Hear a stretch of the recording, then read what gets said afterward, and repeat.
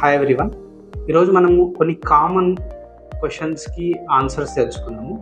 అంటే జనాల్లో కొన్ని కామన్ క్వశ్చన్స్ వస్తుంటాయి కదా, వాటికి కొన్ని ఆన్సర్స్ తెలుసుకున్నాము. సో ఫస్ట్ క్వశ్చన్, జీర్ణ వ్యవస్థకు సంబంధించినటువంటి ప్రాబ్లమ్స్ మానసిక పరిస్థితులపై ఏమైనా ప్రభావం చూపుతాయా? సో డెఫినెట్గా అవునండి.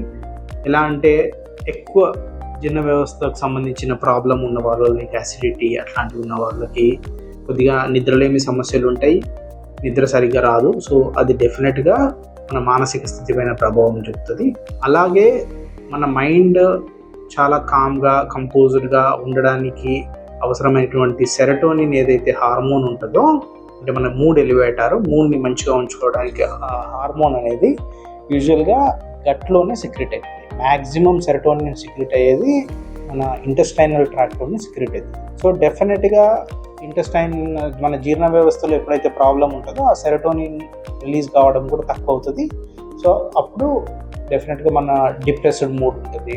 సో ఎక్కువగా ఈ జీర్ణ వ్యవస్థకు సంబంధించిన ప్రాబ్లం ఉన్న వాళ్ళు డిప్రెషన్లో ఉంటారు, ఎప్పుడు యాక్టివ్గా ఉండరు.